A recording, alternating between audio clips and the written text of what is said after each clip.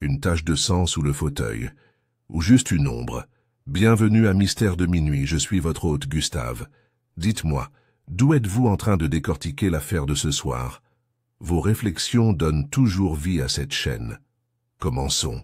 C'était le genre d'après-midi de fin d'été qui ne pouvait exister que dans un village anglais comme Netherden. Des pelouses tachetées de soleil, des banderoles flottant paresseusement entre les haies et le riche parfum des roses, se mêlant aux effluves plus modestes de génoise et de crème au citron. La fête annuelle des jardins de l'église Saint-Mildred était bien avancée, rassemblant les curieux mélanges des classes du village, vicaires et fermiers, colonels à la retraite et enfants turbulents, les gens occupés du village et ceux qui préfèrent les éviter. Miss Marple était assise sous un parasol rayé, devant une petite table en ferronnerie, sirotant tranquillement son thé. Elle portait une modeste robe bleue et un châle crème sur les épaules, ses cheveux blancs soigneusement épinglés, ses yeux bleus scrutant discrètement la foule. Pour tous ceux qui la regardaient, elle n'était qu'une vieille dame dégustant une tasse de Darjeeling. « Eh bien, je dois dire, » dit Madame Penelope Fanshawe, la femme du vicaire, en s'installant à côté d'elle avec l'effort d'une femme dont la corsetterie avait ses propres ambitions, « je pense que c'est peut-être notre meilleure fête jusqu'à présent. La tombola a rapporté près de 11 livres avant le déjeuner. »« Comme c'est magnifique !» murmura Miss Marple en pliant sa serviette. « Et quelle ingéniosité de la part de la jeune Molly Dane d'organiser le théâtre de marionnettes pour enfants. Tout à fait charmant. » Madame Fanshawe rayonnait. Elle est vraiment une vraie organisatrice. Maintenant, si seulement nous pouvions lui trouver un mari convenable, les choses seraient tout simplement parfaites. Le sourire de Miss Marple était poliment amusé. Elle est encore jeune. Et les filles intelligentes confondent souvent les instincts de jumelage des autres. À ce moment, un cri perça le murmure de la conversation. Elle venait de derrière les tables à tréteaux, près du présentoir de Rose. Un cri aigu et surpris. Puis silence. Les gens se sont retournés. Le mouvement flottait comme une ondulation sur un étang. « Je pense qu'il s'est passé quelque chose, » dit le colonel Bertram Stratton, son monocle frémissant en direction de l'agitation. Là-bas, près du chapiteau, la foule, à la manière typique du village, hésita, déchirée entre le désir inné des Britanniques de rester calmes et l'irrésistible attrait du drame. Finalement, la curiosité a gagné. Une petite vague d'invités commença à dériver vers la source du bruit. Miss Marple se leva lentement, prit son sac à main et la suivit. Ils trouvèrent Miss Ivy Lucas, une femme enjouée d'une 50aine d'années, connue pour ses gâteaux au citron et ses opinions très fermes sur l'amidonnage. Du lin immobile, les mains pressées sur ses joues. « C'est Henry, » dit-elle d'une voix rauque. « Monsieur Latham, dans la tente d'exposition, il est mort. Des halètements. »« Mort ?» répéta Madame Fanshawe en serrant son pendentif en forme de croix. « Quelle horreur! À la fête dans les jardins. » En effet, Henry Latham, le tapissier du village et quelque peu reclus malgré son savoir-faire raffiné, était étendu à côté d'une chaise Queen Anne qu'il avait montrée pour le concours d'artisanat. Ses membres étaient mal disposés, comme s'il était tombé brusquement, sans avoir eu le temps de se stabiliser. L'un des coussins de la chaise était tombé à côté de lui, le côté velours sur l'herbe. Le docteur Hubert Colby était déjà à genoux à côté du corps, son pince-nez scintillant alors qu'il regardait. Aucun signe de blessure extérieure, marmonna-t-il plus pour lui-même que pour quiconque. Mais je n'aime pas ce look, pas du tout. Serait-ce des causes naturelles? Osa Madame Fanshawe avec espoir. Le médecin leva lentement les yeux. Peut-être, mais il est bien trop tôt pour le dire. Miss Marple, qui avait observé tranquillement à quelques pas de là, se rapprocha et s'accroupit non pas au-dessus du corps, mais à côté de la chaise. Elle souleva doucement le coussin tombé et passa ses doigts gantés le long de la couture, son expression étant illisible. Puis elle se releva, brossant sa jupe. « Cher moi, dit-elle doucement, comme c'est vraiment malheureux. Pauvre monsieur Latham. Et il venait juste de finir de restaurer le canapé de l'évêque, n'est-ce pas? Le colonel Stratton, quant à lui, avait pris sur lui de commencer à éloigner les gens des lieux. Plus rien à voir ici, mesdames et messieurs. Laissons leur place aux médecins et à la police, hein? Police? Renifla madame Fanshawe. Tu ne penses pas... Eh bien, dit Miss Marple avec le moindre soupir, on ne l'espère pas, mais j'ose dire qu'ils viendront néanmoins. Alors que les murmures se répandaient dans la fête, les banderoles continuaient de flotter et le thé refroidissait dans les tasses. Derrière son expression sereine, l'esprit de Miss Marple était déjà à l'œuvre. Il y avait quelque chose d'étrange, voire de très étrange, dans la position du coussin et plus étrange encore dans les expressions de quelques visages à proximité. Pas de peur, pas de choc, mais la reconnaissance, et peut-être du soulagement. Le lendemain matin, le village de Netherden bourdonnait comme une ruche dérangée. Rien n'a autant fait parler de lui qu'une mort inattendue, surtout lorsqu'elle survient au milieu de génoises et de roses d'été. Dans la cuisine de Rose Cottage, Miss Marple remuait son porridge avec une aisance pratique, tandis que la radio murmurait une joyeuse mélodie matinale en arrière-plan. Ses pensées, cependant, étaient tout sauf légères. Henry Latham, mort lors de la fête dans le jardin de l'église. Un homme si calme, respecté plus pour ses compétences que pour sa compagnie. Et maintenant, le village avait perdu non seulement son meilleur tapissier, mais aussi son sentiment de tranquillité et de certitude. Elle jeta un coup d'œil par la fenêtre. 2 pies se pavanaient sur la pelouse. 1 pour le chagrin, murmura-t-elle. Et 2 pour la gaieté, je me demande lequel ce sera. Au bureau de poste de High Street, la file d'attente était plus longue que d'habitude, non pas en raison d'un besoin particulier de poster des lettres, mais parce que Madame Edith Clover, maîtresse de poste et pourvoyeuse de tout ce qui était confidentiel, était présente à la fête et était donc considérée comme une source de première main. Je l'ai vue 5 minutes à peine avant que cela n'arrive, a-t-elle annoncé à la foule grandissante. Et il ajustait la frange de cette horrible chaise verte sur laquelle il avait participé au concours d'artisanat. Henri était toujours aussi perfectionniste. Puis, je me suis retourné pour aider Madame Bartlett avec un colis, et la prochaine chose que j'ai entendue, la pauvre Ivy Lucas criant prête à briser les sucriers. « Ah, tu vois rien ?» pressa Madame Gresham, la femme du boucher, d'une voix palpitante d'excitation. « Non, non, mais je vais vous dire ce que j'ai fait à vie. » Madame Clover se pencha. Juste avant de s'effondrer, il parlait à ce monsieur Hargreaves. « Vous savez, l'antiquaire de Goring qui renifle ici ces derniers temps. » Hargreaves haleta Madame Gresham. « Mais il n'est pas depuis d'aînesse des Pays-Bas. » C'est ce que j'ai dit. Pendant ce temps, au presbytère, Pénélope Fanshawe avait convoqué son cercle le plus fidèle pour prendre le thé et partager son indignation. Madame Ellis, du club de lecture, Mademoiselle Jane Prowse du conseil scolaire et Madame Mulliner, toujours renfrognée, se blottissaient contre elle dans le salon, leur tasse de thé tremblant d'impatience. « Je n'arrive tout simplement pas à y croire », a déclaré Madame Ellis, qui a toujours trouvé l'incrédulité plus satisfaisante que les faits. Juste là, sous le chapiteau, et il semblait donc en bonne santé. Des hommes de son âge peuvent mourir comme ça, dit Miss Prowse en claquant des doigts. Mon cousin Bertram l'a fait. Il vient de s'effondrer dans une bagatelle aux fruits lors du souper des récoltes. Pourtant, marmonna Madame Mulliner, il y a quelque chose qui ne va pas tout à fait. Henry Latham n'était pas amical, non, mais il n'avait pas d'ennemis non plus. Pas ouvertement, en tout cas. Pénélope Fanshawe a haussé les sourcils. Que proposez-vous? Je ne suis pas suggérant n'importe quoi, répondit Madame Mulliner avec l'air de quelqu'un qui aimait beaucoup était. Je dis simplement que les hommes discrets gardent souvent des secrets bruyants. C'était cette phrase « secret bruyant ». Cela est resté dans l'esprit de Miss Marple alors qu'elle se dirigeait plus tard dans la matinée vers le marchand de légumes. Elle l'avait déjà entendu dans un autre contexte et dans un autre village, dans une affaire impliquant un organiste paroissial et une bouteille de vin de sureau empoisonné.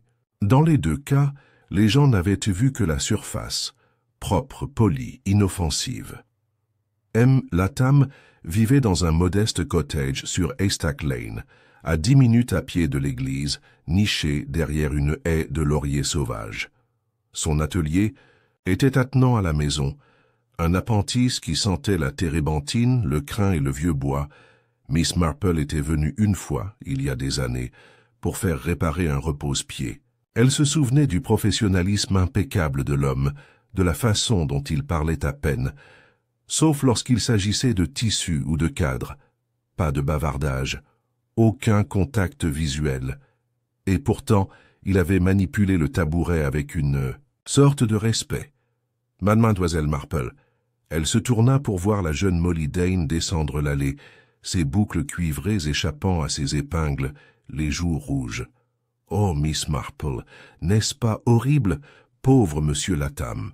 J'ai aidé à monter la tente artisanale, vous savez, et je scie lui ce matin-là, tôt, avant que la plupart n'arrivent. Vous l'avez fait? Oui. Il a apporté cette chaise Queen Anne. Il ne laissait personne d'autre la toucher. Il semblait très tendu. Il regardait autour de lui comme s'il attendait quelqu'un. Je pensais qu'il était peut-être nerveux à l'idée de juger. Est-ce qu'il a dit quelque chose? Seulement que la chaise avait été commandée une fois pour un manoir dans le Dorset. Il a dit que c'était sa plus belle restauration à ce jour. Miss Marple hocha lentement la tête. « Merci, ma chère. Très attentif à votre égard, Molly. » Avait l'air satisfaite. « Pensez-vous qu'il aurait pu être... » Elle hésita. « Assassiné?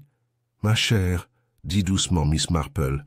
Je pense que dans des situations comme celle-ci, il est plus sage de garder l'esprit ouvert et la langue silencieuse, au moins jusqu'à ce que les faits deviennent plus clairs. » Et les faits, en l'occurrence, commençaient à émerger, alimentés au compte-gouttes par les conversations des villageois et les déclarations prudentes de l'agent Roper, qui avait pris les commandes jusqu'à l'arrivée de l'inspecteur Cray du comté.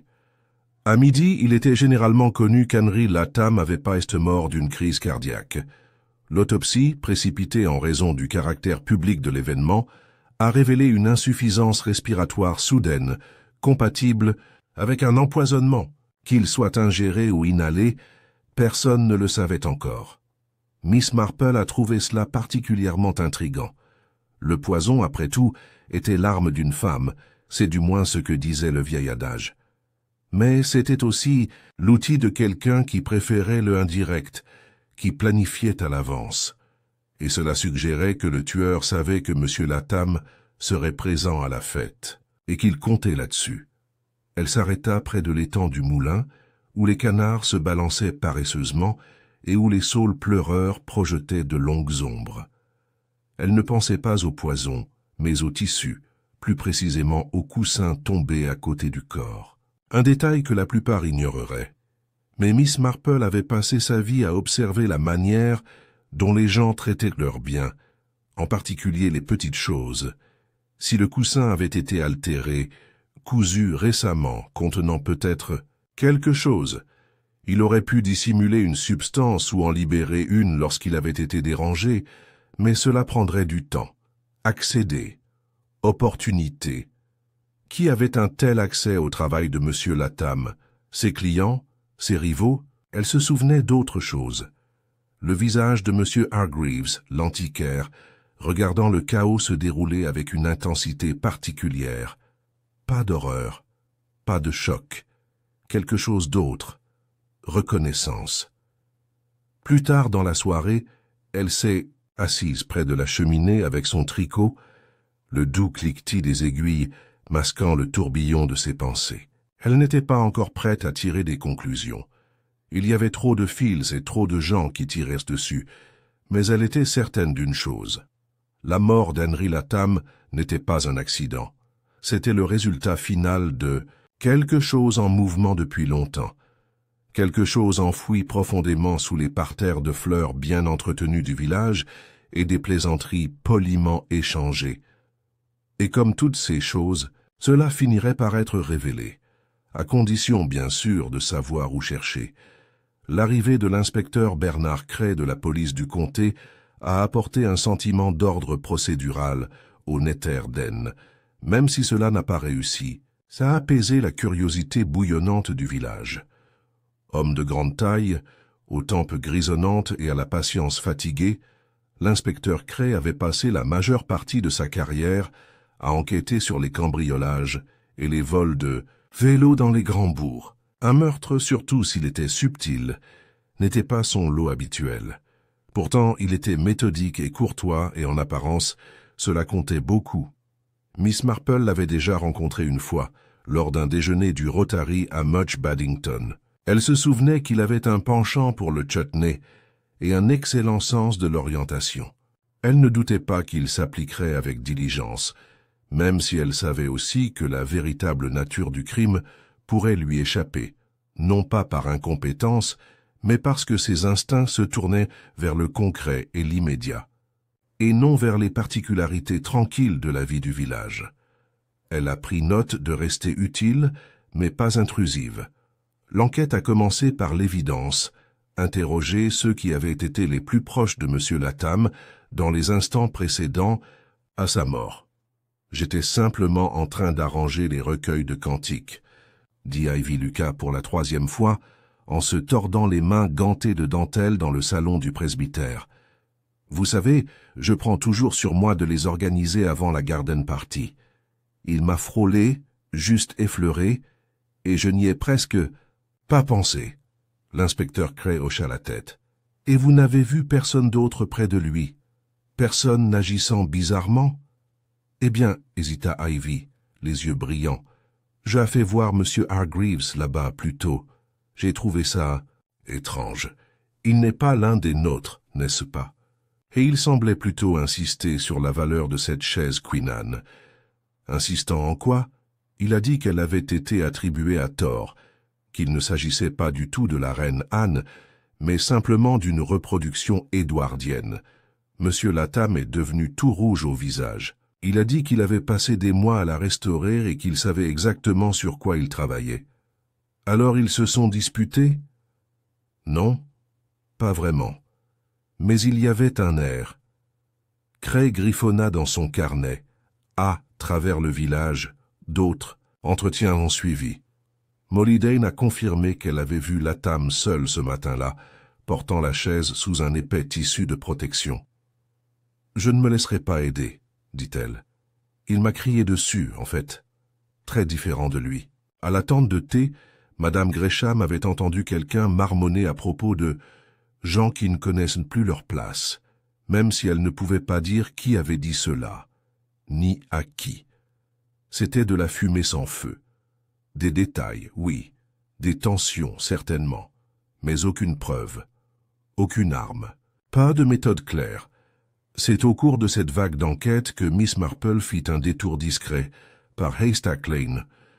Le cottage d'Henry Latham avait été temporairement scellé par le constable, mais la porte latérale de son jardin, flanquée de ronces de mur, était entr'ouverte. Elle l'ouvrit et marcha lentement le long des dalles jusqu'à l'arrière, là où se trouvait l'atelier.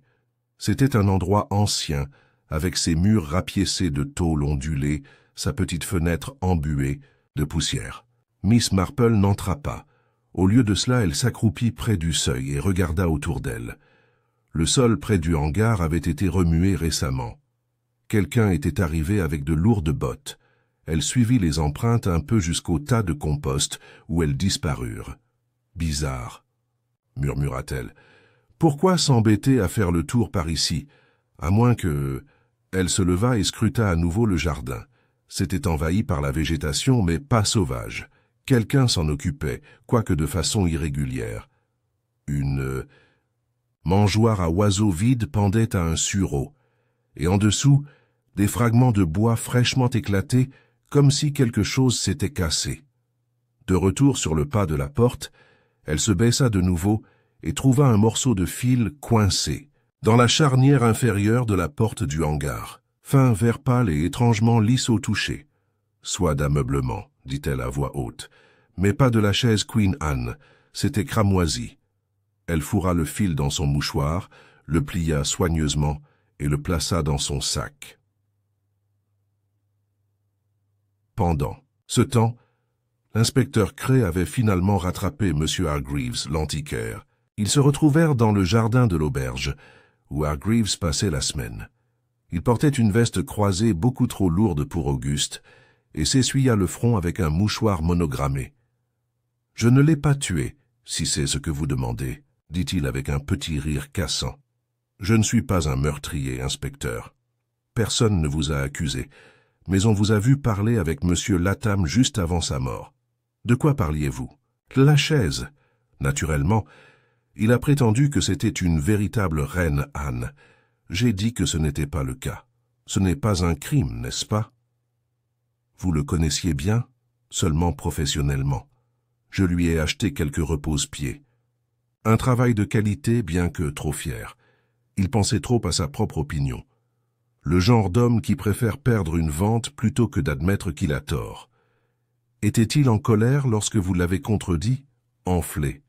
Mais pas plus que d'habitude. Écoutez, si j'avais voulu sa mort, je ne le ferais pas devant la moitié du village, n'est-ce pas? L'inspecteur Cray n'a rien dit. C'était un argument légitime, mais cela n'éliminait pas les soupçons. Hargreaves était un étranger ici. Il n'avait ni racines dans le village, ni réputation à défendre, et des étrangers pourraient agir de manière imprévisible. Pourtant, quelque chose chez cet homme ne correspondait pas tout à fait à la méthode. Trop audacieux, trop impétueux. Pas la subtilité requise pour un empoisonnement. Ce soir-là, Miss Marple a invité son neveu Raymond et sa femme Joanne à prendre le thé. Non pas parce qu'elle avait besoin de leur compagnie, mais parce qu'elle souhaitait tester quelques pensées dans la sécurité d'une conversation inutile. « Dis-moi, Raymond, dit-elle en passant les scones, comment toi empoisonner quelqu'un en public ?» Joanne haleta. « Tante Jane, » Raymond rit. « C'est une question macabre. »« Je suppose que oui, » dit doucement Miss Marple. Mais il y a eu un cas une fois à St. Mary Mead, impliquant une confiture de fruits et une épingle. Très astucieux. Le poison était trempé dans la pointe et caché dans la confiture. Tout à fait indétectable, à moins que l'on sache précisément quoi chercher. Joanne avait l'air malade. « S'il vous plaît, pas au thé. »« Mais je suis curieux, » dit Raymond en se penchant en avant. « Qu'est-ce que ça vous dit ?» Que quelqu'un y avait eu accès auparavant. Précisément. Le poison n'a pas pu être administré lors de la fête, non sans attirer l'attention. Il a donc dû être caché dans quelque chose apporté par M. Latham lui-même. Comme la chaise, a déclaré Raymond. Miss Marple eut un léger sourire. Ou le coussin. Le lendemain matin, elle est allée rendre visite au gendarme Roper pour lui faire une demande. « Cela vous dérangerait-il vraiment, dit-elle gentiment, si j'examinais le coussin de la chaise de M. Latham ?» Le jeune agent cligna des yeux. « Pourquoi, Miss Marple ?»« Oh, juste une idée. Je fais de la broderie, tu sais. Parfois, on remarque des choses. Le coussin se trouvait dans la salle d'épreuve, tel quel, enveloppé dans un sac en papier brun. Miss Marple le déplia soigneusement et passa ses doigts sur les coutures. Ses yeux se plissèrent. « Là, dit-elle. Qu'est-ce que c'est ?» Elle montra une couture au dos, à peine visible, mais pas originale. Il avait été recousu avec du fil de soie, plus pâle que le reste, d'une main précipitée et inégale. La forme était légèrement gonflée, pas tout à fait symétrique. Elle appuya doucement, et le coussin laissa échapper un faible gondolé. Il y a peut-être une deuxième doublure à l'intérieur. Une poche ou une cachette. Quelque chose y avait été placé. Peut-être que quelque chose a maintenant été supprimé. Mais quoi que ce soit, cela n'avait pas sa place dans une simple chaise. Miss Marple leva les yeux vers le constable. « Je pense que cela peut être assez important. » Et dans son esprit, elle se formait déjà une image, pas encore complète, mais plus claire qu'auparavant. Le meurtre n'était pas une question de fierté. Il ne s'agissait pas de meubles. Il s'agissait d'environ ce qui était caché. L'inspecteur Cray se tenait au centre de la salle du presbytère, les yeux fixés sur le coussin qui reposait désormais sur un buffet en chêne poli. Il avait été décousu avec soin, sous surveillance, révélant non pas du crin de cheval ou du rembourrage en mousse comme prévu, mais une doublure cachée en mousseline. À l'intérieur, étroitement pliée dans une petite enveloppe en toile cirée, se trouvait une liasse de vieux papiers, des actes, pour être précis, et une lettre très spécifique écrite d'une écriture élégante et arachnéenne. « Je ne comprends pas, » murmura-t-il en examinant toujours le parchemin. « Ce sont des documents fonciers.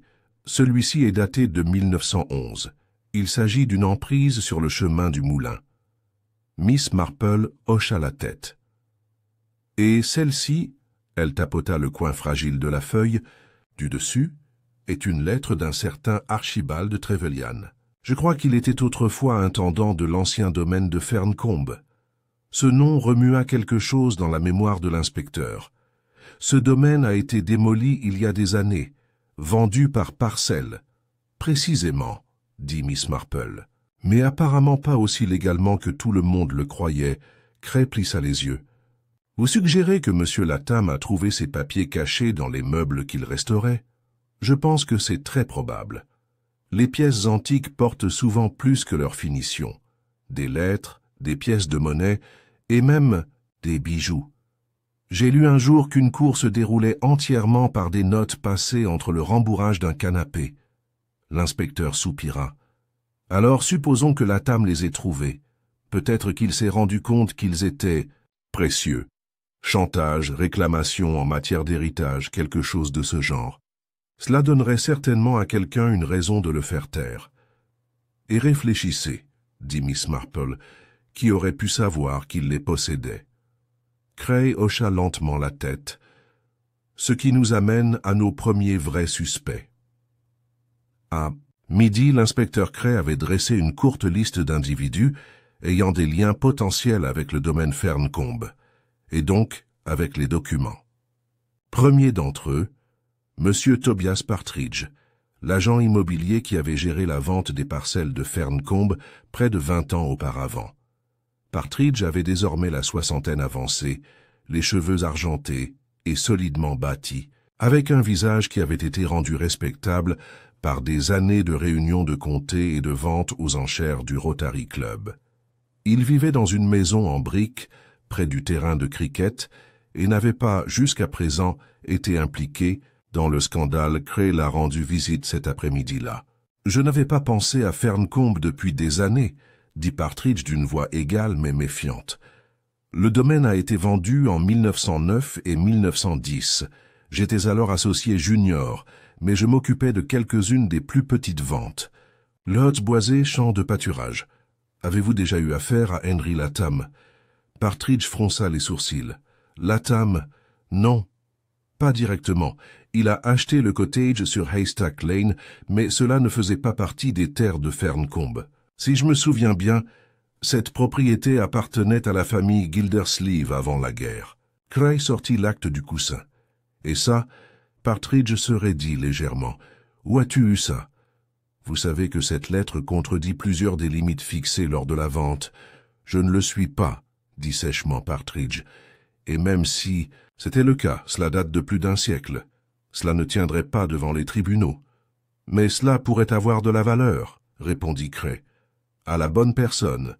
Partridge ne répondit pas. Sa bouche se rétrécit en une ligne plate, et ses doigts se resserrèrent autour du pied de son verre de cognac. Pendant ce temps, Miss Marple était occupée à mener ses propres enquêtes, même si les siennes prenaient la forme de visites informelles et de conversations approfondies autour d'un thé. Elle rendit de nouveau visite à Ivy Lucas, cette fois sous prétexte de rendre un livre de cuisine emprunté à l'église. « J'espère que vous vous remettez du choc, » dit gentiment Miss Marple. « Tu étais assez pâle l'autre jour. » Ivy soupira. « Ça a été horrible, vraiment horrible. Et maintenant j'entends qu'ils disent que ce n'était pas naturel du tout. » Miss Marple fit un signe de tête compatissant. « Vous connaissez Monsieur Latham? Depuis longtemps? Des années. Même s'il n'est jamais venu à l'église, bien sûr. Toujours poli quand il me croisait dans la rue, mais... Eh bien, vous connaissez le genre. » Miss Marple sourit. « Oui, distant mais observateur, et ce sont souvent les plus calmes qui le remarquent le plus. » Elle sirota son thé. « J'ose dire qu'il aurait bien gardé ses secrets, à moins qu'il n'ait fait confiance à quelqu'un. Ivy rougit. Qu'est-ce que tu insinues? Oh, rien, ma chérie. C'est seulement que quelqu'un comme Monsieur Latham aurait très bien pu parler à quelqu'un de la découverte de ses papiers. Peut-être pas toute la vérité, mais suffisamment pour éveiller sa curiosité. Ivy hésita. Il a fait, mentionne-moi, quelque chose d'étrange une fois, à propos d'un client qui voulait acheter la chaise directement avant même qu'elle ne soit terminée. Les yeux de Miss Marple s'illuminèrent légèrement. Vraiment? Qui? Je ne suis pas sûr, il ne l'a pas dit. Il s'est juste plaint des gens qui essayaient de prendre des raccourcis. De retour à l'auberge, l'inspecteur Cray confronta la personne suivante sur sa liste, Monsieur Hargreaves, l'antiquaire. Vous? Savez nier tout intérêt plus profond pour la chaire, commença Cray. Mais nous savons maintenant qu'elle contenait des documents historiques ayant une valeur potentielle. Je sais ça, a déclaré Hargreaves. Et si je l'avais fait, j'aurais offert plus pour cette foutue chose. Je soupçonnais qu'il y avait une fausse doublure, oui, mais je pensais qu'il pouvait contenir des pièces de monnaie ou des timbres. Je n'ai jamais imaginé quoi que ce soit à voir avec des actes anciens. Avez-vous proposé de l'acheter? Bien sûr, il a refusé. Pourquoi pensez-vous qu'il a refusé? Parce qu'il était têtu. Et parce qu'il soupçonnait que j'en savais plus que je ne le laissais paraître. Cray l'observa. As-tu? Hargreaves ne s'y pas. J'ai vu des dizaines de ces soi-disant objets de famille. Vous avez l'œil pour déceler les anomalies. Mais je jure que je ne l'ai pas tué. Bien entendu, c'était exactement ce que pouvait dire un homme coupable. Mais Cray n'a pas insisté. Pas encore. À mesure que la journée avançait, les villageois ont commencé à tirer leurs propres conclusions. C'était Hargreaves, déclara Madame Mulliner avec assurance dans la file d'attente du marchand de légumes. Remarquez mes mots. Je suis venu ici pour poser trop de questions. Il a dit qu'il s'intéressait aux antiquités, mais je l'ai vu fouiner chez Latham la semaine dernière. Il portait des gants, rien de moins. Je pensais que ce pourrait être Ivy, murmura Miss Prowse, même si c'est terrible de le penser. Toujours traînée autour de l'église, et je l'ai vue pleurer quand elle a perdu la tombola. Certaines personnes prennent très mal les déceptions. Au coucher du soleil, le village était soigneusement divisé en 3 camps. Le camp Hargreaves l'a fait, le camp Ivy devait savoir quelque chose, et le camp le pauvre Monsieur Latham était probablement déjà malade, dont le nombre diminuait d'heure en heure. Miss Marple retourna à Rose Cottage et s'assit tranquillement avec son tricot, ses aiguilles cliquetant en rythme. 3 suspects, 3 motifs. Tout cela est plausible. Partridge avait le plus à perdre. Sa réputation, peut-être même ses finances, s'il était prouvé que la vente du terrain de Ferncombe avait été mal gérée ou falsifiée. Ivy aurait pu y avoir accès et en avoir connaissance. Et Hargreaves, un étranger doué pour les valeurs cachées, aurait pu être motivé par le profit ou quelque chose de plus. Et pourtant, cela ne s'est pas bien passé. Quelqu'un avait cousu ce coussin à la hâte. Quelqu'un avait été assez nerveux pour tuer, mais pas par cupidité, soupçonnait désormais Miss Marple. Non, ce meurtre avait un parfum de peur.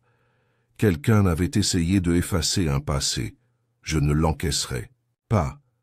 La question était de qui le passé et pourquoi était-il revenu maintenant?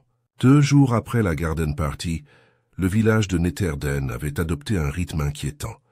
Les conversations se transformaient en murmures lorsque certains noms étaient prononcés, et les gens commençaient à s'observer avec une suspicion à peine dissimulée. Même les chiens semblaient aboyer de manière plus sélective. Pendant ce temps, Miss Marple entretenait ses roses. Le temps chaud avait provoqué une seconde floraison des Abraham Darby Roses, et elle a taillé avec une douce précision son esprit loin du jardinage. C'était encore une fois le coussin qui la préoccupait, non seulement le document qu'il cachait, mais sa fabrication. Les coutures avaient été précipitées, certes, mais le tissu lui-même était exquis, un brocart, de soie vert pâle avec un subtil motif de fleurs de lys. Elle avait déjà vu ce genre de matériel. Mais où? Pas sur une chaise ordinaire, sûrement. Elle envisageait justement de se rendre au cellier de l'église, où les meubles plus anciens étaient souvent cachés ou oubliés, lorsqu'elle fut interrompue. Mademoiselle Marple. C'était à nouveau Molly Dane, son visage juvénile rougi par sa marche rapide. J'ai pensé que je devrais en parler à quelqu'un. J'ai trouvé quelque chose. Dans la sacristie de l'église. Miss Marple posa ses ciseaux. Comme c'est curieux. Qu'as-tu trouvé exactement, chérie? Un livre. Ou plutôt, je pensais que c'était un livre. Il était caché derrière le paravent de l'autel. Mais à l'intérieur, ce n'était pas des pages, c'était... Eh bien, regarde. Elle sortit de son sac un petit objet relié en cuir. À première vue, cela ressemblait à un livre de prière. Mais Miss Marple s'est vite rendu compte que les pages avaient été découpées et évidées, remplacées par des morceaux de papier pliés et un objet très étrange, un médaillon. En argent brisé, en forme de larme et assombri par le temps. Le contenu du livre sentait légèrement la lavande et la poussière. Miss Marple déplia l'un des papiers et lut à haute voix dans un doux murmure. À cacher, de peur que la honte ne perdure. R.H. Savez-vous qui pourrait être R.H. demanda Molly. Les yeux de Miss Marple restèrent pensifs sur le billet. Peut-être. Il y avait ici un révérend Harold Penrose, il y a près de 40 ans, juste avant la guerre. Un homme calme, jamais marié. Il y avait des rumeurs d'une sorte de scandale, mais rien n'a jamais été prouvé. Il est parti assez soudainement. Et ce médaillon, Miss Marple l'examina attentivement. À l'intérieur, le portrait décoloré d'une jeune femme restait à peine visible. Le fermoir avait été cassé, non pas brisé par le temps, mais forcé. Un souvenir, dit-elle doucement. Mais pas heureux, je pense. Plus tard dans la matinée, Miss Marple se dirigea vers l'église, ses pas lents mais déterminés. La porte était ouverte, comme c'était souvent le cas pendant la journée, et l'air à l'intérieur était frais et moisi à cause de la cire de bougies et du vieux bois. Elle se dirigea vers l'allée latérale, où une vieille table sculptée se trouvait à moitié dans l'ombre. Ceci, se souvient-elle, faisait autrefois partie de la chapelle du manoir Ferncombe, avant d'être donnée à la paroisse après le démantèlement du domaine. Elle passa la main sur le bois, puis se pencha pour examiner le coussin fixé au siège. Pâle, green silk brocade, fleur de lys paterne, le même tissu que celui utilisé pour le coussin de la chaise de M. Latham. Miss Marple sourit faiblement. « Ah, dit-elle, c'est donc de là que ça vient. » De retour au poste de police, l'inspecteur Cray était de plus en plus frustré. Il y avait 3 suspects, 3 mobiles, et maintenant une complication supplémentaire. Le tissu du coussin ne provenait pas de la maison de M. Latham, mais de l'église. Ce qui signifiait que quelqu'un avait accès aux deux. Et plus troublant, encore, Cray venait de recevoir la confirmation du coroner du comté. Le poison utilisé pour tuer Henry Latham était l'aconitine, dérivé de l'aconite, une plante mortelle. Il en fallait très peu, et il a agi rapidement, provoquant une paralysie respiratoire en quelques minutes. Il aurait fallu l'ingérer, avait expliqué le coroner. Très probablement lié à quelque chose qu'il a manipulé avec ses mains, puis touché sa bouche, ou quelque chose qu'il a mordu même si aucune nourriture n'a été trouvée sur lui. Cray regarda ses notes, et ce coussin, une possibilité, la toxine aurait pu être cachée dans la doublure, ou les coutures auraient pu être lacées. Une fois qu'il l'a suffisamment manipulée, elle a peut-être été absorbée par la peau, ou contaminée par autre chose. Cray se frotta les tempes. Qui aurait accès aux matériaux nécessaires à la fabrication d'un poison comme celui-là? Tous ceux qui ont un jardin et suffisamment de curiosité. Le manchoud pousse à l'état sauvage dans certaines parties de votre comté, n'est-ce pas? Cray le savait. Il y avait une parcelle dans le jardin du presbytère, mais peu d'entre eux, hormis la femme du vicaire, se souciaient des noms des plantes. Cet après-midi-là, il a appelé Madame Fanshawe. Je suis venu vous poser des questions sur le mobilier de l'église, commença-t-il. Plus précisément, ce verre s'installe dans l'allée latérale. Oh oui, dit joyeusement Pénélope Fanshawe en posant sa broderie. Je suis venu de Ferncombe il y a des années. Chose horrible, grince terriblement. Nous pensions le récupérer, mais M. Latham a dit que le brocart était toujours en excellent état. Il a proposé d'utiliser quelques chutes pour l'exposition de la fête, quelque chose pour montrer le savoir-faire original. Cray cligna des yeux. Alors il a pris le tissu de queue réglée, oui, avec la permission du vicaire, bien sûr, c'était son idée. Il a dit que c'était historiquement approprié. Cela a encore compliqué les choses. Si M. Latham s'était procuré le tissu lui-même, alors peut-être que le document avait été caché. Son faire, après tout. Mais pourquoi cacher le document après l'avoir restauré? À moins qu'il n'ait découvert sa valeur seulement, après coup, et à ce moment-là, quelqu'un d'autre l'avait aussi découvert. Miss Marple a passé l'après-midi dans son salon, révisant tout ce qu'elle avait vu et entendu. Elle a disposé les preuves dans son esprit comme des morceaux sur un échantillon.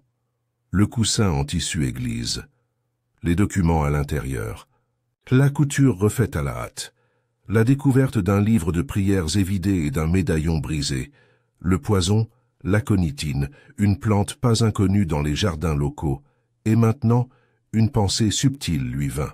Si le poison avait été absorbé par le toucher, pourquoi manipuler un coussin fraîchement cousu, à moins que il ne l'ait pas fait censer pour le gérer? Elle pensa à quelque chose que Molly avait dit plus tôt. Monsieur Latham était anxieux. Ce jour-là, il protégeait la chaise, ne laisserait personne d'autre y toucher. Alors pourquoi avait-il autant touché le coussin? Avait-il découvert quelque chose à l'intérieur, quelque chose auquel il ne s'attendait pas, ou quelque chose qu'il espérait que personne d'autre ne trouverait? Puis cette pensée la frappa, soudaine et claire. Et si le document n'était pas du tout censé être trouvé, et si quelqu'un avait planté cela pour éloigner les soupçons d'eux-mêmes, ou pour donner l'impression que le meurtre concernait quelque chose qu'il n'était pas? Ce n'était pas seulement une manière intelligente d'induire l'enquête en erreur, c'était exactement le genre de détournement psychologique qu'un certain type de personne emploierait. Quelqu'un qui a compris comment la suspicion pousse comme le lierre, s'accrochant à la surface la plus exposée. Elle se leva et attrapa son châle. Il restait un endroit à visiter avant la nuit. Le jardin du presbytère était calme. Ses parterres d'herbes aromatiques parfumées sous le soleil de fin d'après-midi. Miss Marple se pencha pour examiner une zone ombragée près du mur du fond. Et voilà, une grappe de fleurs sombres au capuchon violet, Monkshood. Miss Marple recula d'un pas.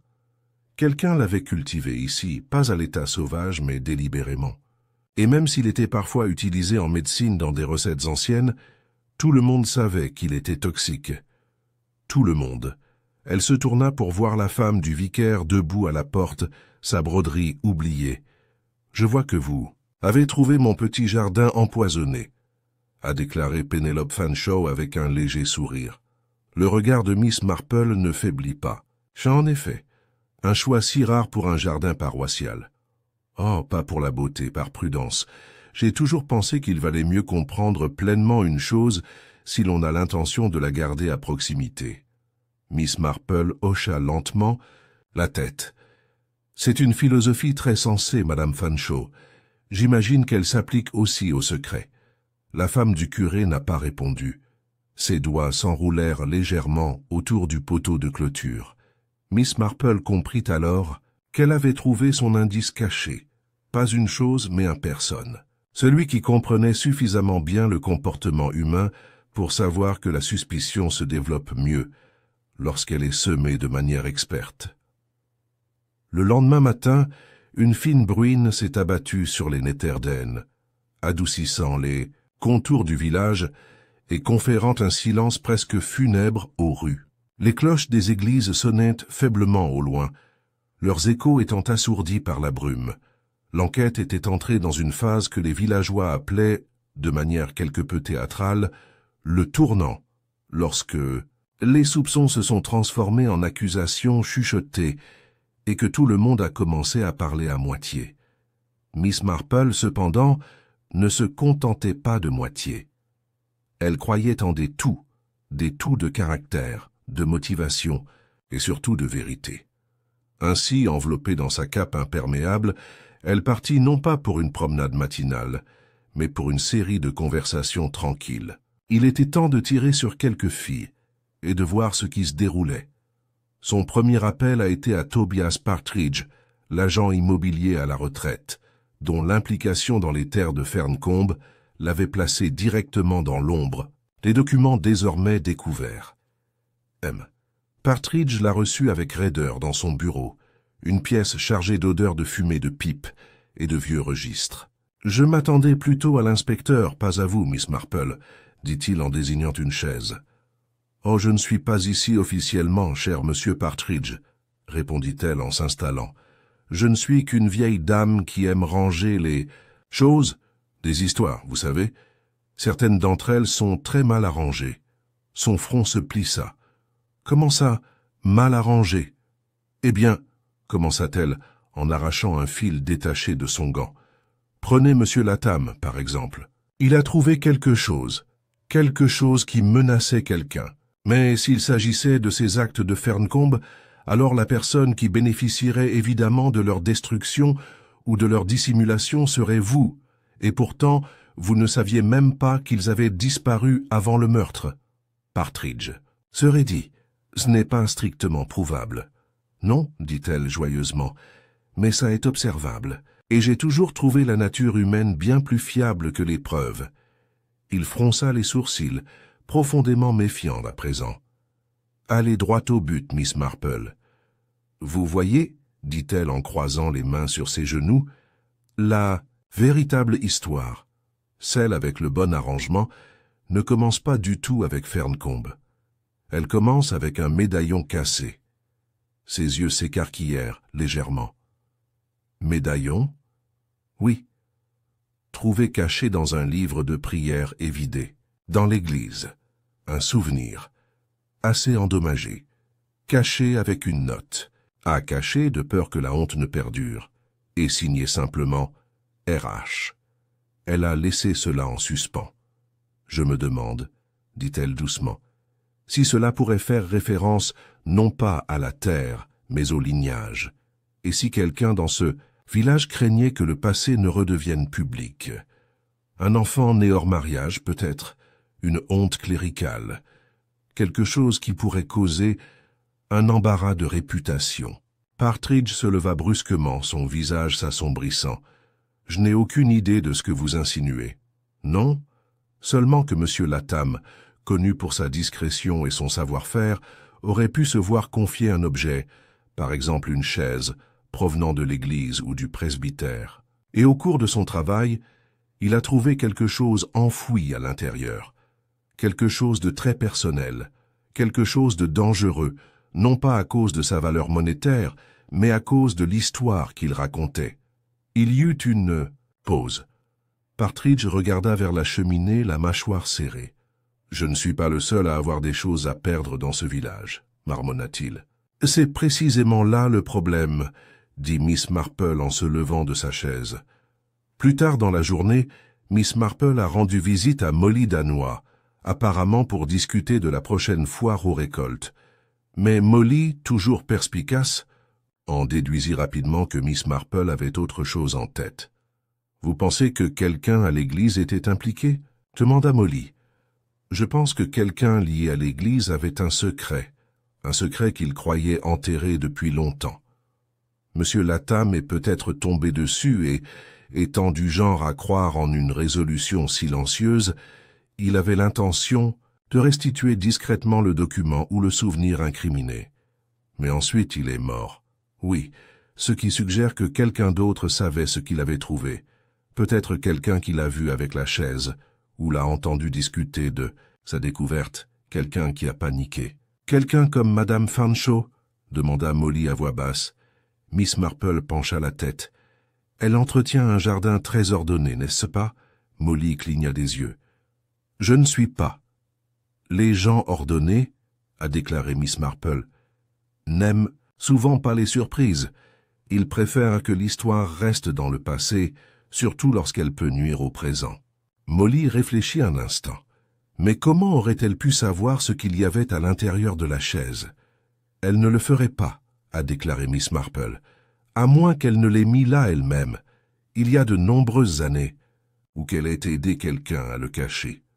Entre-temps, Inspecteur Cray devenait agité. Il avait commencé à avoir l'impression que les villageois parlaient un dialecte qu'il ne comprenait pas, plein de phrases inachevées, de regards trop lourds et de significations jamais explicitées.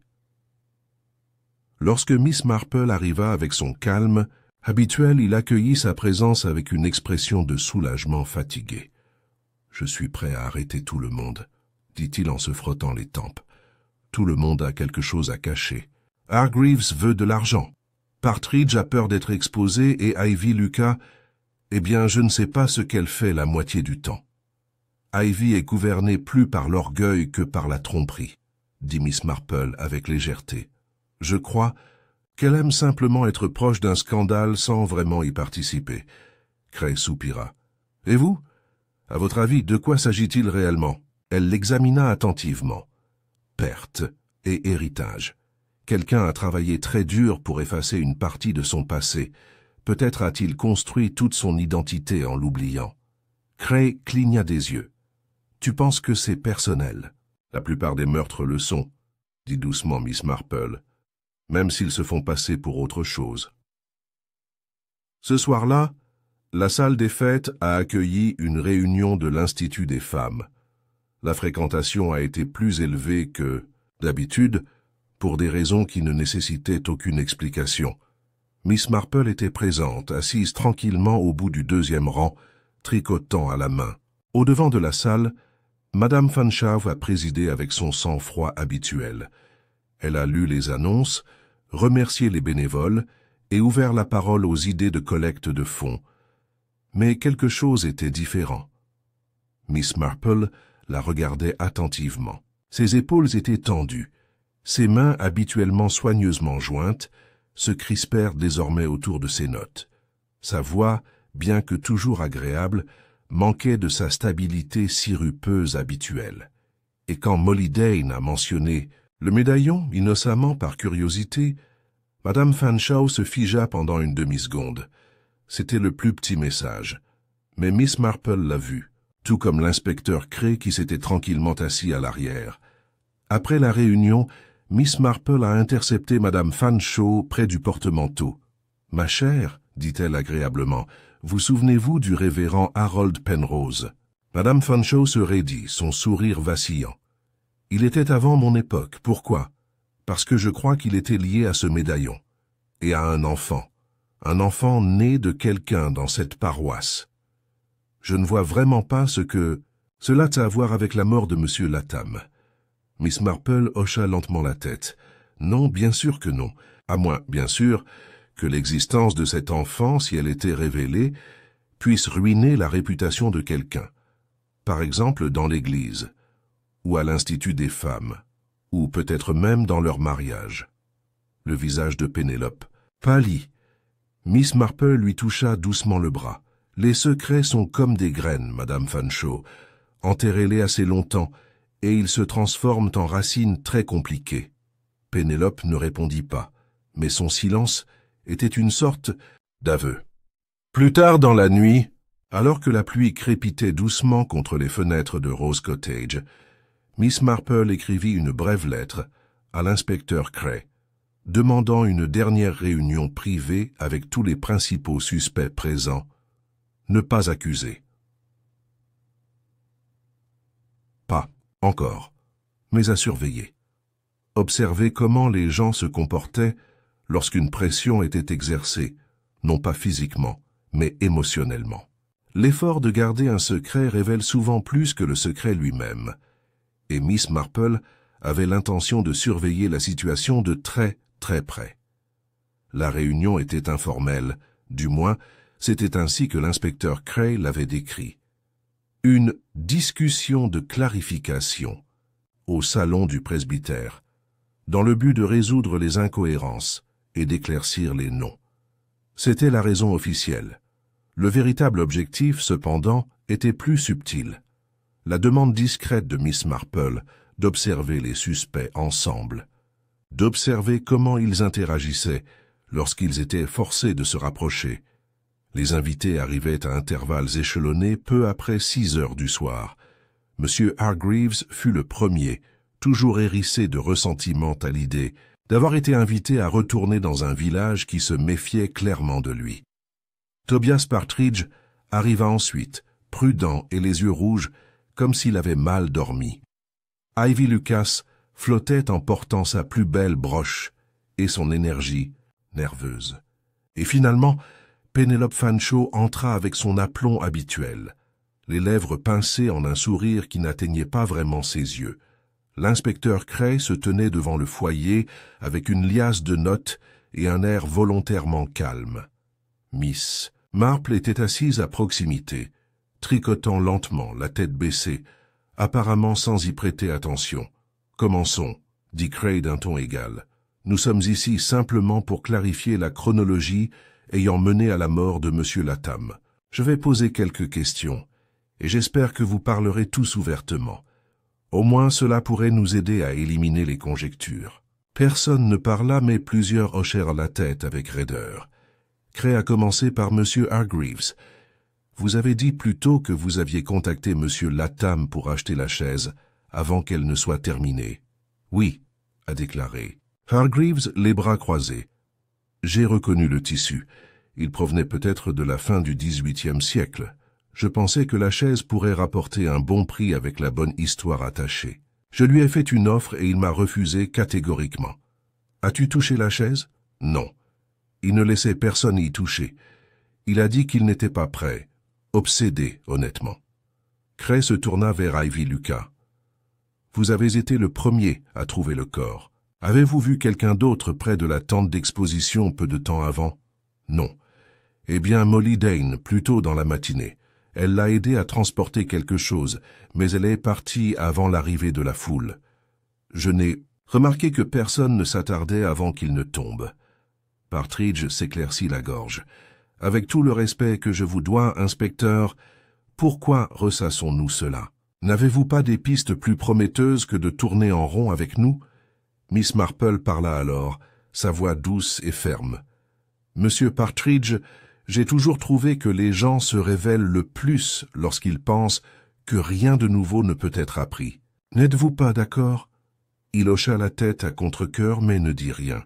Cray se tourna vers Madame Fanshawe. « Vous avez autorisé Monsieur Latham à utiliser le tissu de colonisation ?»« Je l'ai fait, » dit-elle froidement. « Il a demandé s'il pouvait récupérer certains des matériaux les plus anciens du magasin. Je n'ai pas vu le mal. Et avez-vous inspecté la chaise avant la fête ? Non. Ou après qu'il ait été livré au chapiteau ? Non. » Les aiguilles à tricoter de Miss Marple s'arrêtèrent. « Pardonnez-moi, Madame Fanshawe, mais n'étiez-vous pas dans la tente d'artisanat plus tôt dans la matinée, juste après que M. Latham ait monté son exposition ?» Pénélope hésita. « En bref, j'avais oublié de placer les rubans de prix et je suis retourné les chercher. »« Et vous avez parlé à M. Latham ?»« Oui. Il a mentionné qu'il était inquiet à propos du jugement. »« Est-ce qu'il avait l'air malade ?»« Non. Peut-être tendu, mais pas malade. » Il y eut une pause.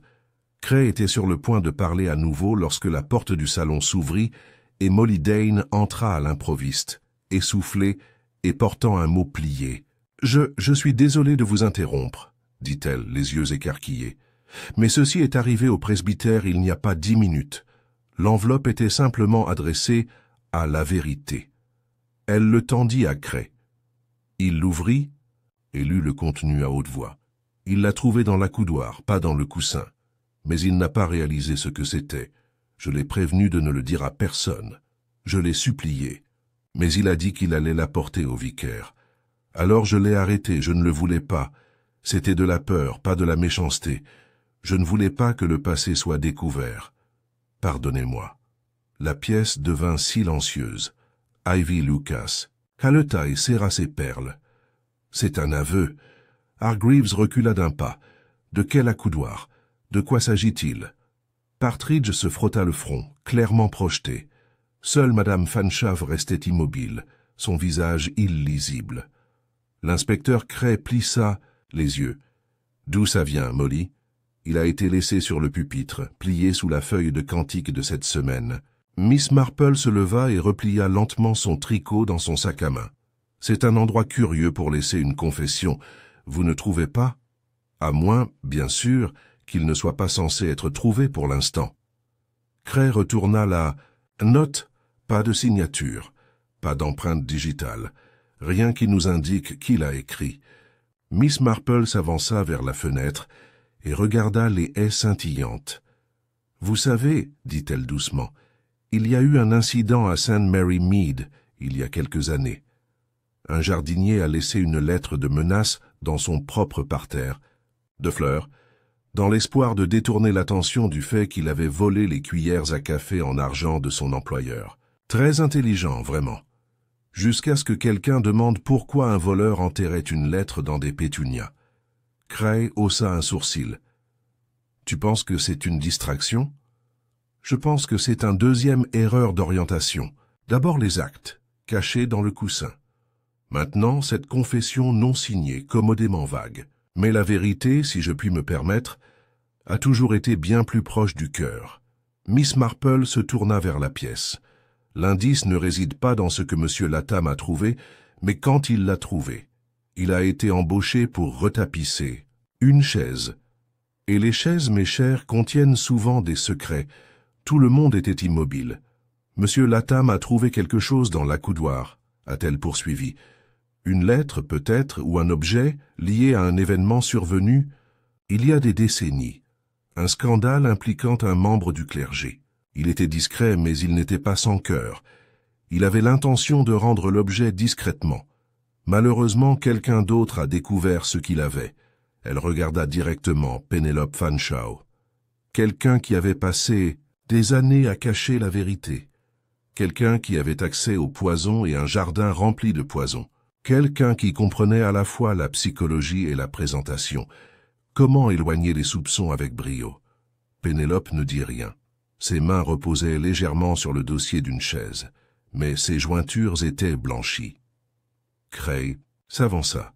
« Madame Fanshawe, savez-vous ce qui a été trouvé dans cet accoudoir? »« Non. »« Je pense que oui, » dit doucement Miss Marple.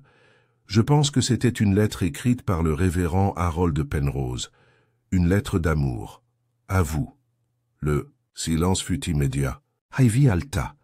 Partridge le regarda fixement. Hargreaves cligna des yeux, confus. Pénélope s'assit lentement. « Comment oses-tu? Vous étiez jeune. Il était votre supérieur. Cela aurait été un scandale à ce moment-là. Et après, eh bien, vous avez épousé le vicaire. Vous avez bâti votre vie sur les convenances. Mais les secrets, comme la moisissure, ne restent pas toujours cachés. » Les yeux de Pénélope brillèrent. « Ce n'était pas un meurtre, » dit-elle d'une voix rauque. « Je n'avais pas l'intention de... » « Vous avez recousu le tissu, » dit doucement Miss Marple. « Mais le poison appliqué sur la doublure, ou peut-être mélangé à la farce, l'a tué. Il a dit qu'il allait voir l'évêque. Il a dit que cela devait être réglé, qu'il pourrait y avoir un enfant. J'ai paniqué. Je pensais qu'il le dirait à tout le monde. » La voix de Miss Marple était désormais gentille, mais ferme. « Et donc vous l'avez fait taire. Pas par haine, mais par peur. Cela ne l'excuse pas. Mais cela l'explique. » L'inspecteur Cray s'avança avec une lourde détermination. « Penelope Fanshawe, je dois te demander de venir avec moi. » Elle se leva, toujours aussi gracieuse, et se laissa escorter hors de la pièce. Pas provoquant, même pas honte, simplement vaincu. Alors que les autres murmuraient avec incrédulité, Miss Marple retourna à sa chaise et reprit son tricot. « Il n'y a rien de plus dangereux, » murmura-t-elle, « qu'une réputation bâtie sur un mensonge. » La nouvelle de l'arrestation de Penelope Fanshawe a traversé les dénés des Netters comme un vent dans le blé. Pour certains, ce fut un tremblement de terre. La révélation que l'épouse du vicaire pilier inattaquable des thés de charité et des sélections de cantiques, était capable de meurtre. Pour d'autres, il s'agissait simplement du dernier, acte d'une pièce de théâtre villageoise soupçonnée depuis longtemps, mais jamais mise en scène. La connaissance qu'on ne pouvait plus se fier aux apparences. Pourtant, pour Miss Marple, quelque chose n'était pas encore tout à fait réglé. Les aveux de Pénélope, ou du moins s'en approchaient, expliquaient le motif et la méthode. Mais il restait une dissonance persistante, l'empoisonnement prudent, le coussin recousu. La lettre d'aveu trompeuse a été publiée de manière anonyme. Il y avait quelque chose de trop élaboré dans tout cela, et Miss Marple en était venue à croire qu'une élaboration excessive n'était souvent pas le signe d'une culpabilité, mais d'une orchestration. Les pièces s'ajustent trop bien, trop proprement, comme un crime conçu pour paraître résolu, et Miss Marple, qui avait passé sa vie à écouter des mensonges qui semblaient un peu trop répétés, savait quand rester assis jusqu'au dernier rideau. Elle organisa donc une autre réunion, non pas au presbytère, mais dans son propre modeste salon, avec du thé déjà trempé et un feu allumé pour plus de confort. Elle a invité Tobias Partridge.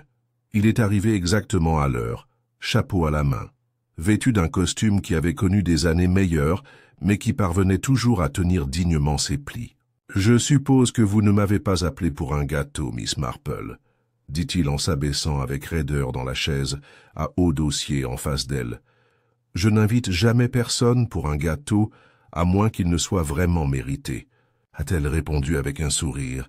« Mais je souhaitais vous parler seul. » Il haussa un sourcil. « À propos de Pénélope ?»« En partie. » Elle lui versa du thé, ajouta juste ce qu'il fallait de lait. « Vous voyez, Monsieur Partridge, je crois que Pénélope Fanshawe n'a pas agi seule. Cela a attiré son attention. Tu penses que quelqu'un aidé, elle a commis un meurtre? Je pense que quelqu'un a soigneusement façonné les circonstances dans lesquelles elle se sentirait obligée d'agir. Quelqu'un qui connaissait son histoire, connaissait le révérend Penrose, le médaillon, la peur qui vivait encore sous son extérieur calme. » Partridge ne dit rien, mais ses doigts se tendirent légèrement autour de la soucoupe. « Je pense aussi que quelqu'un avait plus de raison qu'elle de faire taire Monsieur Latham, » a poursuivi Miss Marple. « Quelqu'un qui risquait de perdre non seulement sa réputation, mais aussi sa richesse. » Partridge leva brusquement les yeux. « J'ai examiné ces titres de propriété, Monsieur Partridge, ceux trouvés dans le coussin. Ce n'étaient ni pas seulement de vieilles curiosités. Ils ont invalidé une parcelle de terrain clé transférée lors de la dissolution de Ferncombe, des terres que vous avez revendues plus tard sous des titres douteux, des terres qui, si elles étaient contestées, pourraient vous ruiner. » Sa bouche s'ouvrit, se ferma. « C'est absurde. Vous avez fait votre nom et votre fonds de retraite grâce à ces propriétés. Et si la nouvelle se répandait que les limites légales ont été falsifiées ou incorrectement enregistrées, les acheteurs viendraient pour vous, les tribunaux, les notaires, la ruine. Mais Monsieur Latham, toujours un artisan honnête, a trouvé quelque chose. Peut-être qu'il n'en a pas pleinement saisi l'importance. Mais il est venu vous poser des questions, n'est-ce pas? Je lui ai dit que cela n'avait aucun sens, a rétorqué Partridge. Une erreur d'écriture, du genre qui n'a plus d'importance 100 ans plus tard. Mais il n'était pas convaincu, dit doucement Miss Marple. Alors, vous avez donné un coup, 2 coups à Pénélope. Vous lui avez rappelé ce qui était en jeu si les documents faisaient surface. Peut-être avez-vous même semé l'idée que Monsieur Latham allait tout rendre public, pas seulement son secret, mais le vôtre. Vous n'avez aucune preuve. Non, a-t-elle accepté. Pas encore. Mais j'ai quelque chose de plus utile, un test. À ce moment-là, la porte s'ouvrit et l'inspecteur Cray entra dans la pièce. Partridge se leva à moitié, surprise. C'est plutôt irrégulier. Faites-moi plaisir, dit Miss Marple en se levant. J'aime un peu le théâtre. Elle se dirigea vers une table d'appoint et ramassa une enveloppe. Vous voyez, Monsieur Partridge, il s'agit d'une copie de l'acte original, intacte. Cela prouve de manière concluante que la parcelle boisée de Ferncombe n'a jamais été légalement transférée. En fait, elle appartient toujours à la couronne. Partridge le regarda. Où as-tu? J'ai demandé à Molly Dane de le récupérer dans les archives du comté. Vous voyez, Monsieur Latham n'était pas le seul à s'intéresser à l'histoire. Partridge avait l'air visiblement secoué. Tu n'as pas le droit. Oui, dit Cray en s'avançant. Et si c'est ce qu'il semble être, je devrais vous parler officiellement. Mais Miss Marple n'avait pas quitté Partridge des yeux. Voudriez-vous savoir ce que Monsieur Latham m'a dit, juste un jour avant sa mort? Demanda-t-elle doucement. Il a dit qu'il pensait que quelqu'un était entré par effraction dans son atelier. Il n'a rien pris, il a juste déplacé des choses. Il s'est senti surveillé. À l'époque, je pensais qu'il était simplement prudent. Maintenant, je crois que c'était vous. Partridge se leva, la voix élevant. C'est absurde, mais ses yeux étaient désormais fous, le calme extérieur se brisait. Pensiez-vous que Pénélope porterait la responsabilité pour toujours?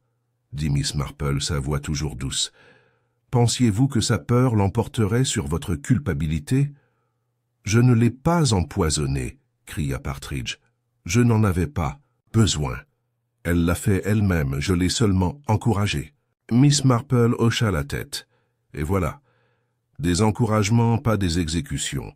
Une orchestration soigneusement jouée. Merci, dit doucement Cray en sortant son cahier. Ça fera l'affaire. Plus tard dans la soirée, après que Partridge eut été emmené pour un interrogatoire plus approfondi, Miss Marple s'assit de nouveau près de son feu. Le vent bruissait à l'extérieur de Rose Cottage, et la bouilloire chantait doucement. Elle n'avait pas ressenti de triomphe. Elle le faisait rarement. Résoudre un meurtre n'était pas une victoire, c'était un rétablissement de l'équilibre. Pénélope avait administré le poison, oui, mais elle avait été manipulée, dirigée par quelqu'un qui savait exactement sur quel bouton appuyer, à quelles histoires faire allusion et à quels secrets faire doucement revivre. Partridge avait allumé l'allumette et l'avait laissée tenir la flamme. Elle ne l'avait pas prévu. Mais la panique, lorsqu'elle est correctement cultivée, peut être plus meurtrière que l'intention.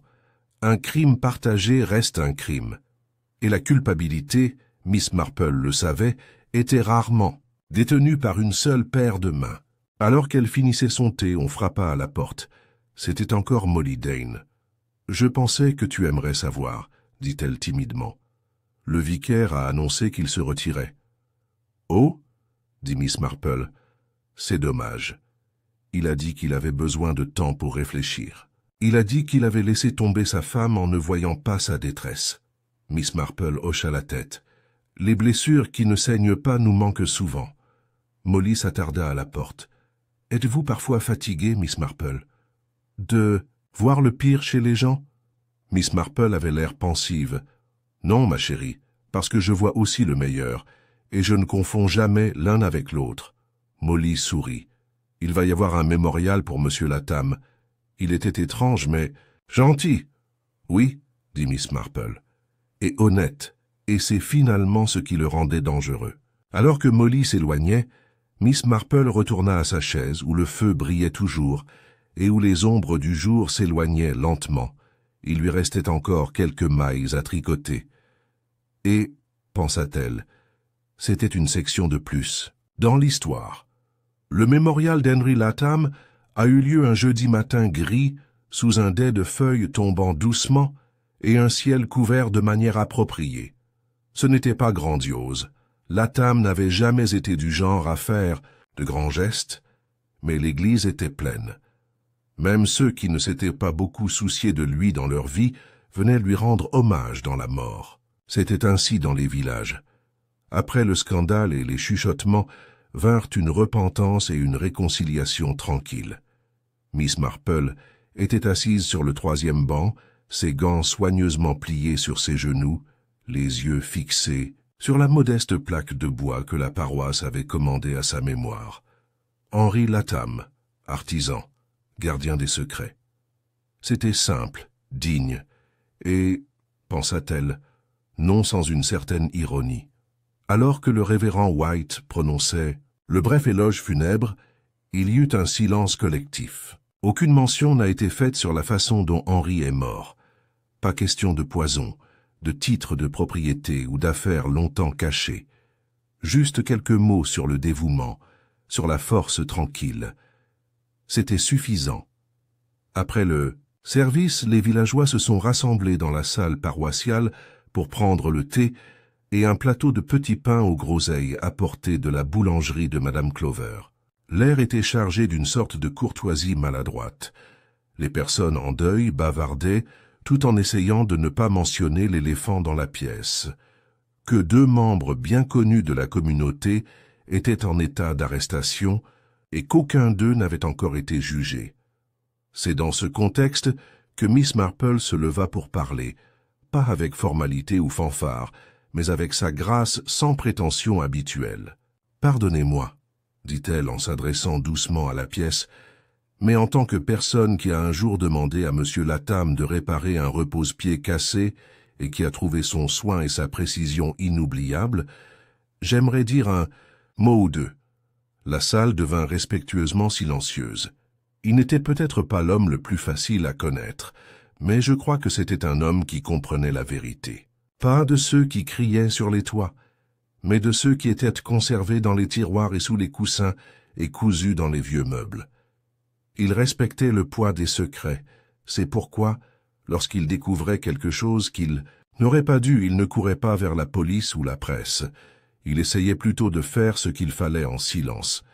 Elle a laissé cela se régler.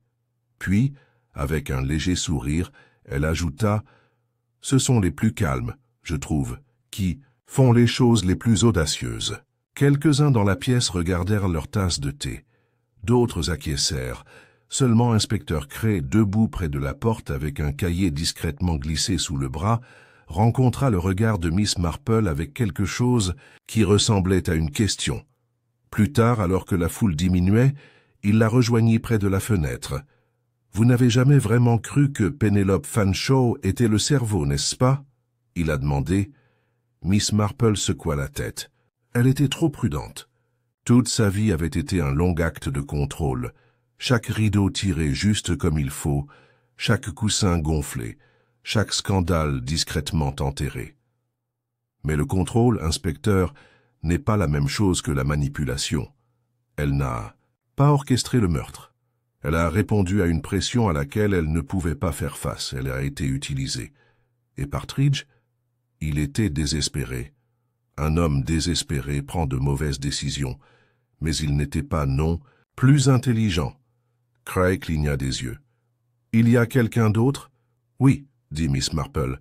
« Quelqu'un de beaucoup plus dangereux. » Elle se tourna et fit un signe de tête en direction de la table des rafraîchissements, où Lierre Lucas se leva, tenant la cour devant une assiette de sandwich au concombre. Cray suivit son regard. « Lierre ?» Mais elle était à la fête. « En avance, » dit doucement Miss Marple. Elle s'est placée là où elle serait la première à trouver le corps. Elle avait accès au magasin de l'église. Et elle était la seule à connaître le motif précis du tissu du coussin, car elle l'avait cousu elle-même. Cray le regarda fixement. Elle est couturière, plus que cela. Elle est bénévole pour la guilde de l'hôtel, depuis des années. Elle est responsable du nettoyage et de la réparation du linge et des tissus d'ameublement de l'église. Elle avait manipulé ce tissu des dizaines de fois. Elle l'a reconnu immédiatement. Et je crois qu'elle a vu Henry Latham le prendre pour la chaise. C'est à ce moment-là que tout a commencé. Cray secoua lentement la tête. Pourquoi ferait-elle cela? Elle n'a rien gagné. Oh, mais elle l'a fait, a déclaré Miss Marple. Elle est amoureuse du vicaire depuis des années. Tranquillement, fidèlement, amèrement. Et quand le secret du passé de Pénélope a été révélé, Ivy a vu une chance, peut-être de justice, peut-être de vengeance. Peut-être qu'elle détestait simplement que quelqu'un comme Pénélope, avec sa perfection et sa position, puisse être si imparfaite, et quand même gagner. Elle a empoisonné Latham? Elle a préparé le coussin, a déclaré Miss Marple. Je crois qu'elle l'a recouvert d'une fine couche de poudre d'aconitine, sachant qu'Henry, toujours perfectionniste, le manipulerait à nouveau avant l'arrivée des juges. Cela ne tuerait pas instantanément, juste assez pour être absorbé par la peau. Un plan cruellement élégant, et elle a permis à Pénélope de tomber dans le piège. La voix de Cray était un murmure. La fausse confession laissée dans l'église, elle l'a écrit, et l'a rendue juste assez vague pour soulever davantage de questions. Elle aurait peut-être espéré que Pénélope s'effondrerait complètement, ou peut-être avait-elle prévu d'orienter les soupçons ailleurs si nécessaire. Mais lorsque Partridge a tenté de profiter de la situation en détournant le blâme, Ivy s'est écartée et les a laissés tous les deux tomber. Cray parut secoué. C'est monstrueux. L'expression de Miss Marple resta calme. C'est tragique. D'après mon expérience, la tragédie ressemble souvent à une monstruosité lorsqu'elle n'est pas maîtrisée suffisamment longtemps. Cray hocha la tête. « Tu es sûr ?»« Je n'en suis jamais sûr, » a déclaré Miss Marple. « Mais je suis observateur, et la nature humaine est la preuve la plus révélatrice de toutes. » Cray traversa la pièce et appela poliment Ivy Lucas à l'écart. Il y eut un moment de confusion sur son visage, suivi d'un sourire qui n'atteignit jamais vraiment ses yeux. Elle le suivit sans protester. Miss Marple resta un moment de plus près de la fenêtre, regardant les feuilles d'automne descendre lentement du vieux sycomore. Au crépuscule, les Netherden s'étaient à nouveau retirés dans le calme. Le scandale qui avait menacé de tout engloutir s'était maintenant réduit à quelque chose de contenu, une triste histoire avec une fin claire et des coupables correctement identifiés. Les aveux d'Ivy Lucas, une fois sollicités, sont venus librement. Elle a tout avoué avec un calme troublant. « Je n'avais pas l'intention de le tuer », a-t-elle déclaré. « Je voulais juste empêcher que la vérité ne soit révélée dans le mauvais sens. » Et lorsqu'on lui a demandé pourquoi elle n'avait pas seulement parlé à Pénélope ou au vicaire, elle avait simplement répondu « Parce que personne n'écoute jamais quelqu'un comme moi. » Miss Marple retourna à Rose Cottage et s'assit près du feu avec son châle fermé.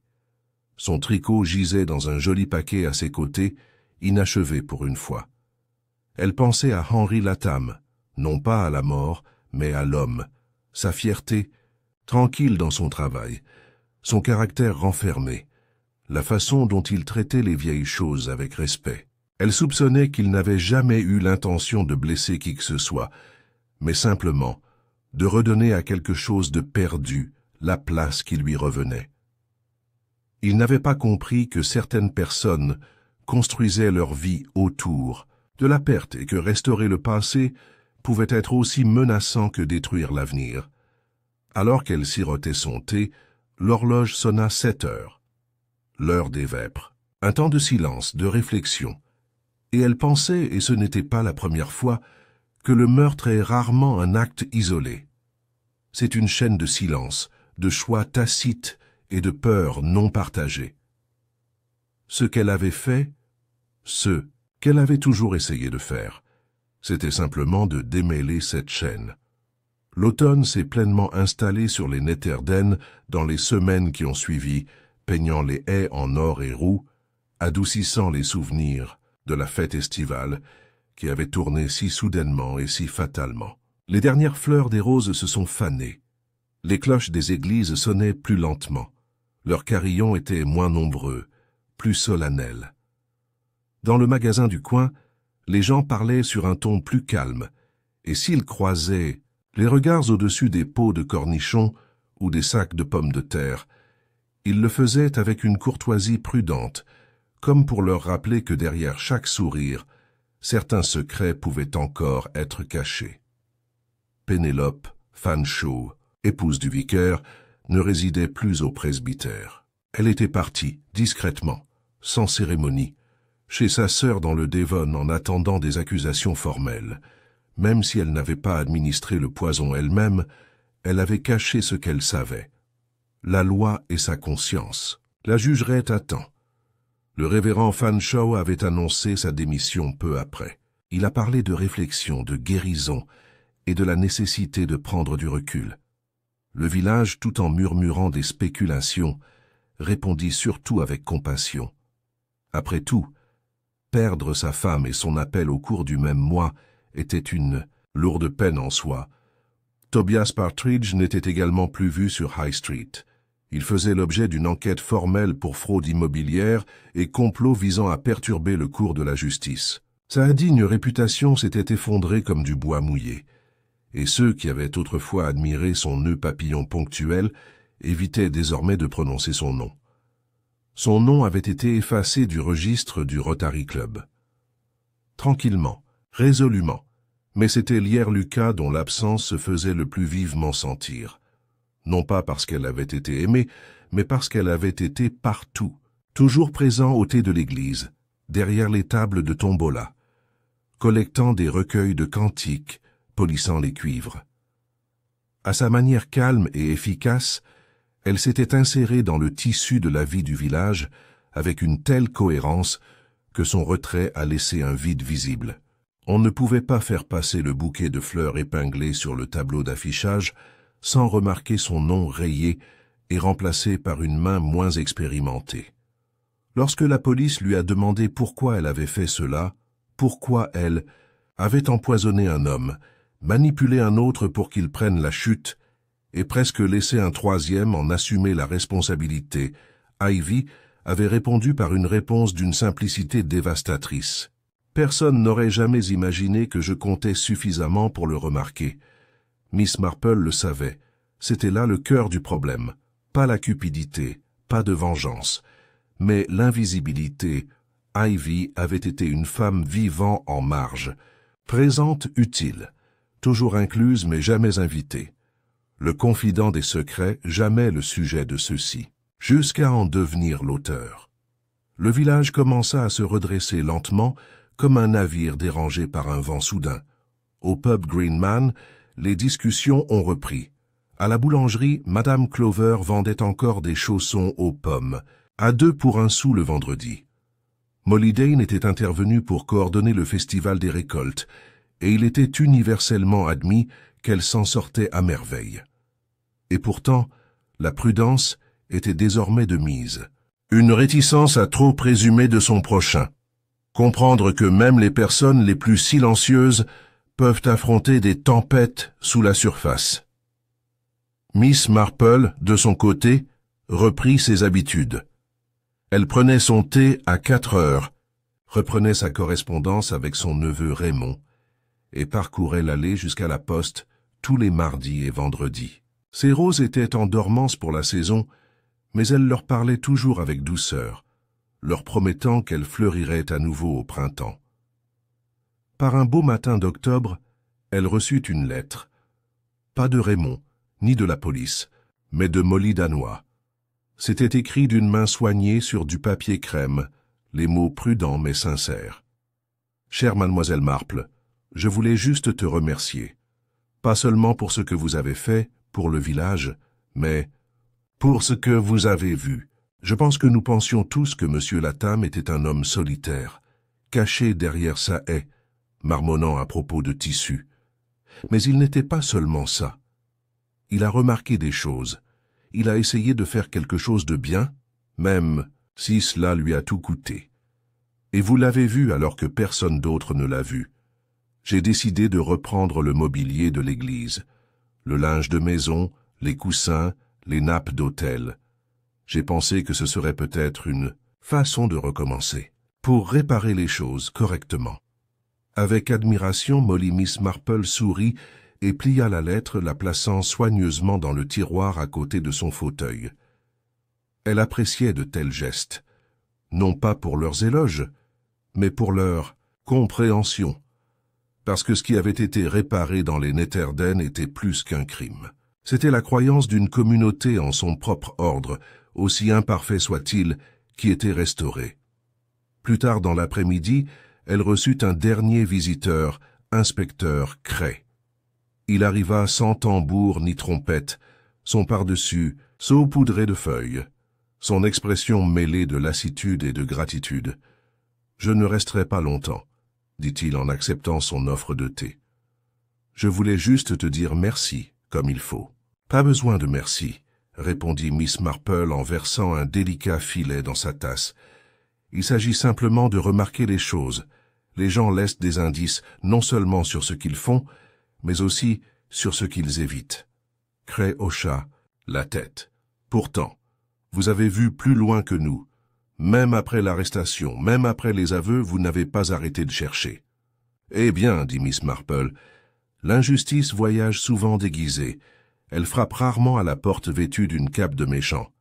Le plus souvent, elle est drapée dans la soutane d'un vicaire ou attachée avec un ruban de prix lors de la fête de l'église. Cray rit doucement. Et maintenant, vous vous retirez des détectives? Miss Marple reprit son tricot. Oh non, il y a toujours quelque chose à réparer. Un point perdu, une chaise oubliée, un tort qui attend tranquillement d'être réparé. Ils restèrent assis un moment en silence, le feu crépitant doucement, les ombres s'étendant sur le plancher. Puis Cray se leva. « J'espère que le village n'aura plus besoin de vos services de sitôt. » Miss Marple sourit. « Moi aussi. Mais si c'est le cas, je serai là. » Cette nuit-là, alors que les premières gelées embrassaient les fenêtres de Rose Cottage et que les étoiles émergeaient avec une clarté éclatante au-dessus de nous, Miss Marple était assise tranquillement avec ses aiguilles et sa laine. Elle travaillait sur un nouveau motif, un échantillon à l'ancienne avec une bordure florale et une citation au centre. Un proverbe simple, sans fioriture, mais éternel. Ce qui se fait en secret doit être rendu clair. Elle a cousu les mots avec soin, connaissant leur vérité plus profondément que jamais. Dans les dénés du Néther, les ombres se sont dissipées. Le tapissier qui a percé un secret l'a payé de sa vie, mais il a aussi, en quelque sorte, restauré l'honnêteté d'un village, et Miss Marple, toujours la discrète jardinière de la vérité, avait une fois de plus fait ce que personne d'autre ne pouvait faire, défaire les mailles d'un mensonge et refiler le monde, une vérité à la fois.